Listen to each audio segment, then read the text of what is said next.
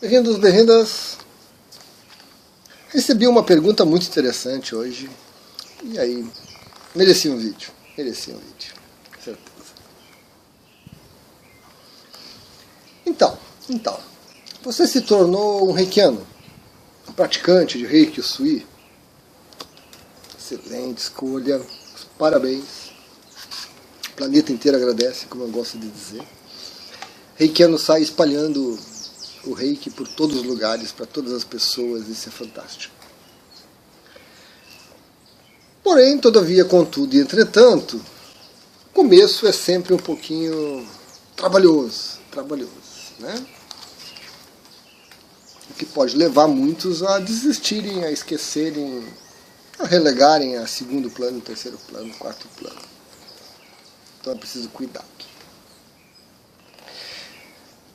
Aí que no nível 1 tem um detalhe muito importante.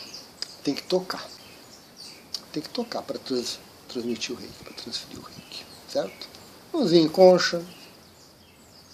Junta todos os centros energéticos que nós temos na mão como se fosse um só. O fluxo fica melhor. Recomendação. E o reikiano nível 1 oferece um reiki de qualidade física, atua no corpo físico e no corpo vital. Flui pelos chakras, flui pelos nadis, nosso corpo vital, nossa energia vital, nossa vontade de viver, nossa energia para fazer as coisas, nossa energia para nos curarmos, para a gente levantar de manhã e tocar a vida. Então é muito bom. Então essas são as características principais do nível 1.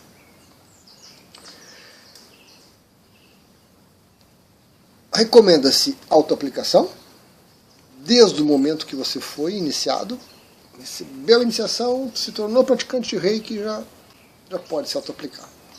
Aplicação completa nos pontos, ou aplicação pontual, né? Quando se tem a oportunidade, está vendo um filme, sentado vendo uma novela, um abraço mais apertado, um aperto de mão mais longo, para poder fluir o reiki. Ok. E a aplicação nos outros. Já pode também tranquilamente aplicar em outras pessoas. Familiares, amigos, pessoas próximas, né? Pessoas que você possa ofertar o reiki. E nas vezes que ofertar reiki possa ser um pouco problemático, oferte energia. Tem um vídeo sobre isso, né? Não ofereça reiki, ofereça energia, para contornar alguns problemas assim de interpretação, as preferências pessoais. Animais, plantas, água, comida, remédios, tudo que você imaginar, segure um pouquinho nas mãos, deixe o reiki fluir. Muito bom. Porém, alguns mestres são mais zelosos, são mais cuidadosos, são mais cri-cri, são mais caxias, são mais exigentes. E eles colocam certos impedimentos, colocam certas regras pessoais, né, daquele mestre. Regras e determinações deles, recomendações deles, que o praticante deve seguir. Né? Afinal, você escolheu aquele mestre, você encontrou aquele mestre, você chegou até aquele mestre em reiki, siga as recomendações dele. Siga até o ponto em que elas se tornem tão complexas ou conflitantes com as suas próprias crenças, que aí talvez seja o mais interessante você procurar outro mestre. Né? Mas siga, é recomendado. Às vezes essas regras rígidas, esses mestres exigentes, são importantes, né? Porque senão as pessoas não se disciplinam adequadamente, não se organizam com o reiki para autoaplicação e para aplicação dos outros. Ok. E uma das recomendações que a gente encontra muito por aí é uma proibição de aplicação em outras pessoas. Um excesso de cuidado, um excesso de zelo. Porque como você é um reikiano novinho, novato, está começando a jornada, às vezes a gente começar a aplicar em outros já muito cedo, assim, pode trazer muita dificuldade, pode trazer muito constrangimento, situações um pouco difíceis que vão fazer com que você desanime, que você perca ali aquela vontade, aquele entusiasmo todo. Então, para cuidar desse detalhe, alguns mestres dizem, você tem que esperar só o nível 2 para aplicar nos outros. Você tem que passar 60 dias se auto-aplicando para depois aplicar nos outros. Você só pode aplicar nos outros quando eu liberar. A gente encontra recomendações desse estilo, né? Eu coloco ela sempre nessa questão, esse zelo, esse cuidado. Às vezes alguns alunos tiveram um problema, aquele mestre é a sua experiência, é a sua vivência, então ele prefere evitar problemas futuros para os alunos, então faz algumas recomendações muito firmes. O detalhe é que a autoaplicação, ela é importante, ela é útil, ela é extremamente necessária que você coloque isso na sua rotina, sempre que puder, faça a autoaplicação. Mas ela não traz muita experiência. Não traz muita experiência. Aquele velho ditado, né? Casa de ferreiro, o espeto é de pau.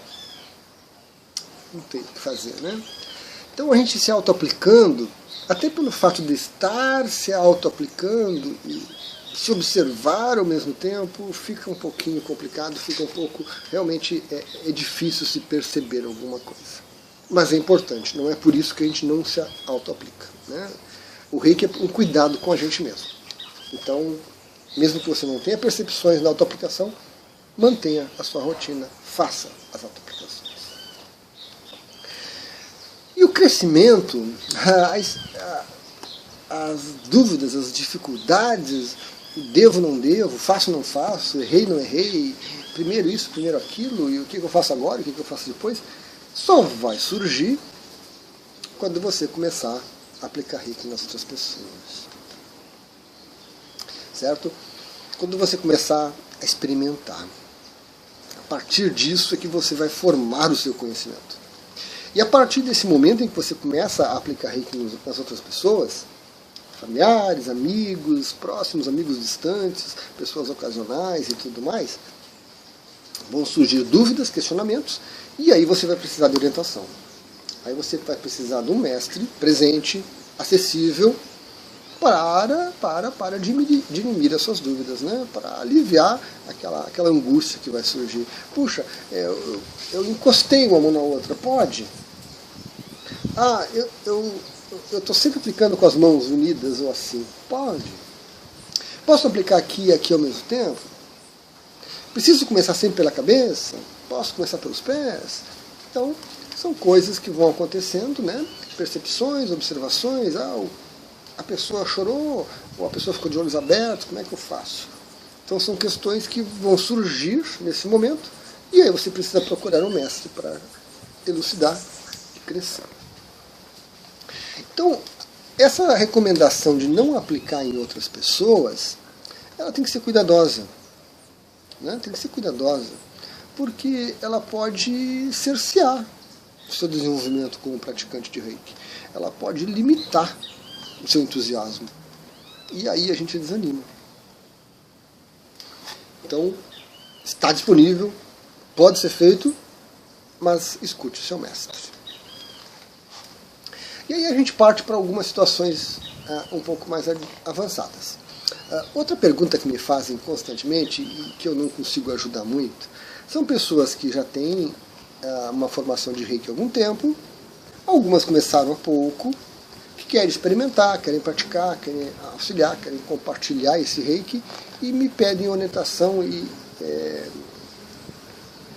me pedem um direcionamento, uma dica de lugares para aplicar reiki. Né? E eu não tenho como fazer isso, porque eu não conheço tantos assim.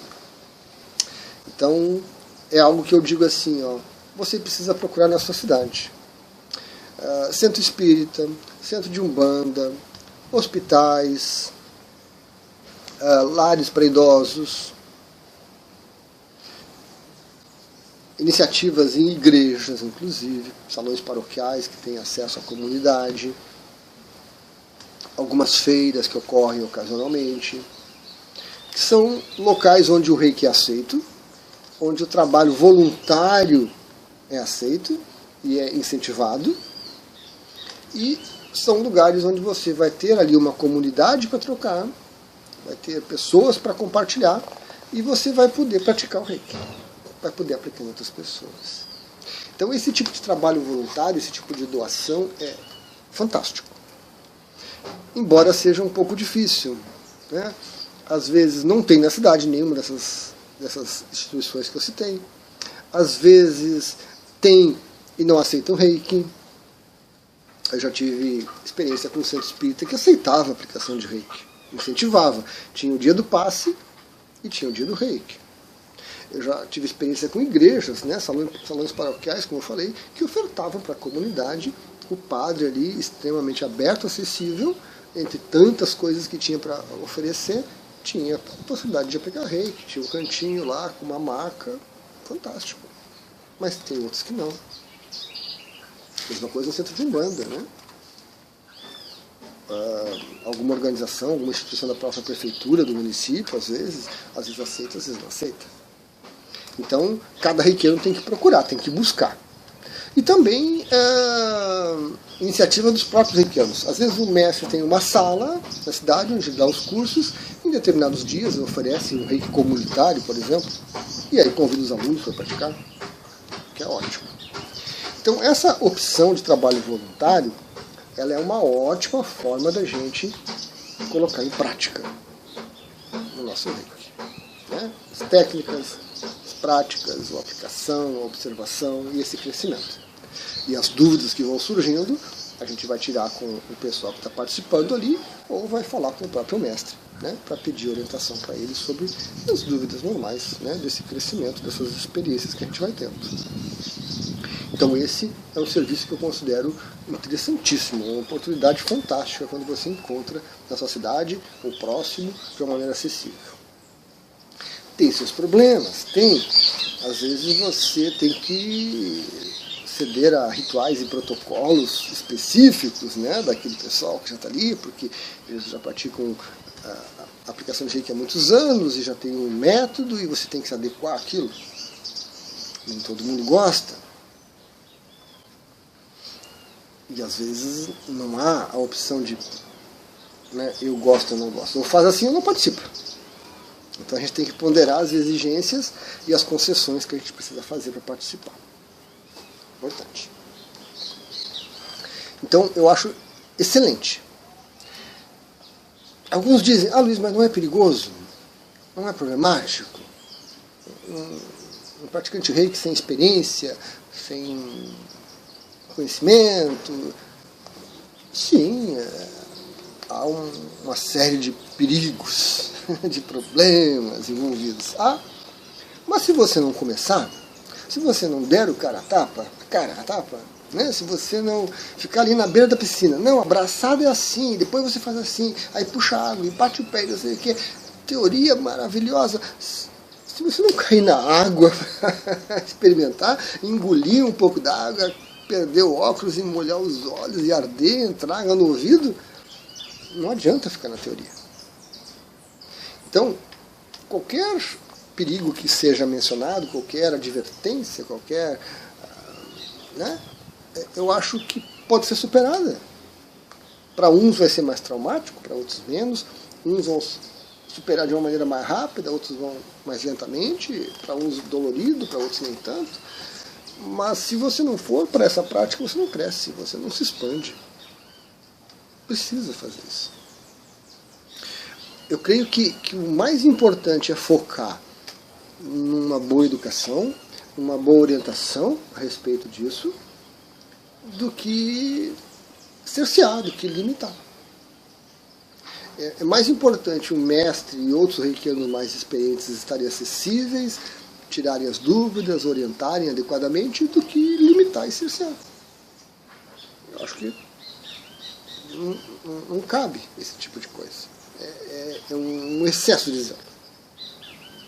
Você pode se desvitalizar, pode, né? Aplicar reiki não é salto quântico.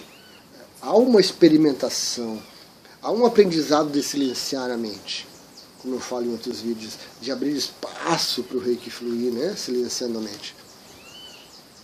Você pode pegar coisa dos outros, pode. Você chegar com aquela vontade de ajudar, você capta a coisa dos outros. Mas se você não fizer isso e não aprender a lidar com isso, você não cresce, você fica preso no seu mundinho, naquela bolha, e não vai adiante. Orientação de novo, esclarecimento, experimentação. Uma das grandes coisas de se tornar reikiano é fazer desse mesmo um laboratório. Porque a gente perde energia com tantas coisas, a gente se conecta com tantas coisas no dia a dia. No reiki também, natural, normal. Mas vamos crescer, vamos crescer.